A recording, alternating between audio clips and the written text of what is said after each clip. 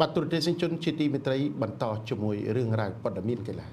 ចាទស្សនិកជនសម្រាប់រឿងរ៉ាវព័ត៌មានកីឡាជាដំបូងនេះចាពាក់ព័ន្ធទៅនឹងកីឡាជាតិរកឃើញអត្តពលិកចាឯកនៅក្នុងក្របខ័ណ្ឌសម្ព័ន្ធប៊ូលនិងបេតុង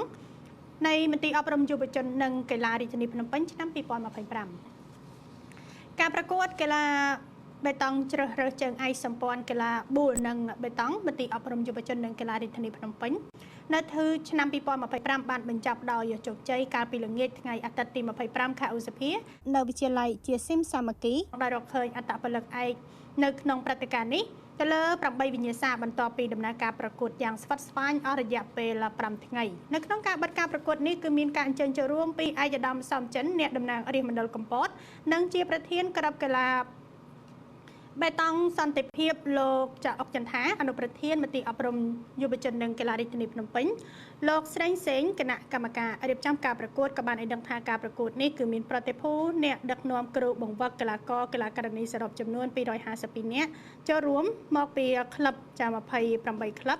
ដោយប្រកួតទៅលើវិញ្ញាសាចំនួន8នៅក្នុងនាមគណៈកម្មការរៀបចំការប្រកួតលោកសូមអំពាវនាវទៅដល់មន្ត្រីដឹកនាំគ្រប់ក្លឹបគ្រូបង្វឹកកីឡាករកីឡាការិនីត្រូវខិតខំប្រឹងប្រែងបន្តទៀតនិងសូមឲ្យមានកីឡាការិនីចូលរួមឲ្យបានច្រើននៅឆ្នាំក្រោយដើម្បីកីឡាបេតុងរបស់យើងគឺមានការរីកចម្រើនដើម្បីឈ្មោះទៅការប្រកួតនៅលើថ្នាក់ជាតិឲ្យទទួលបាននៅភាពជោគជ័យមានប្រសាសន៍នៅក្នុងឱកាសនោះឯកឧត្តមសំចិនក៏បានលើកសរសើរនិងថ្លែងអំណរគុណទៅដល់គណៈកម្មការគ្រប់ផ្នែកដែលបានខិតខំអស់កម្លាំងកាយចិត្តនៅក្នុងការបំពេញភារកិច្ចរបស់ខ្លួនឲ្យទទួលបាននៅលទ្ធផលដ៏ល្អប្រសើរឯកឧត្តមក៏បានកត់សម្គាល់ឃើញថាក្លឹបដែលបានចូលរួមនៅពេលនេះគឺបានខិតខំអស់ពីសមត្ថភាពនិងមានកម្រិតបច្ចេកទេសប្រជុំត្រសមគ្នាដែលធ្វើឲ្យការប្រកួតចាស់មានភាពស្វិតស្វាញនិងតាក់ទាញអ្នកចូលរួមចាស់ជក់ចិត្តដិតអារម្មណ៍ជាមួយនឹងការប្រកួតផងដែរជាមួយគ្នានោះនៅក្នុងពេលប្រកួតទោះបីជាមានភ្លៀងធ្លាក់នៅលើទីលានក្តីក៏កីឡាកររបស់យើងនៅតែបន្តការប្រកួតដោយមិនមានការខ្វាយខ្វល់ពីអាកាសធាតុនោះឡើយដែលនេះគឺបង្ហាញថា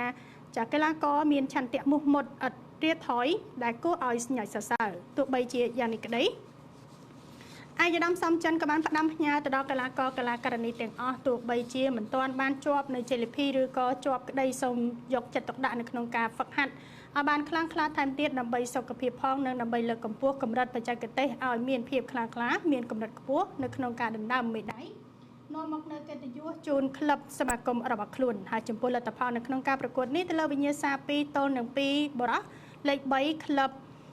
ចាវិសុទ្ធរាជលេខ2បានទៅលើក្លឹបអាណាចក្រខ្មែរនិងលេខ1បានទៅលើក្លឹបបេតុងសន្តិភាពចំណែកឯវិញ្ញាសា3ទល់នឹង3បរោះលេខ3បានទៅលើក្លឹប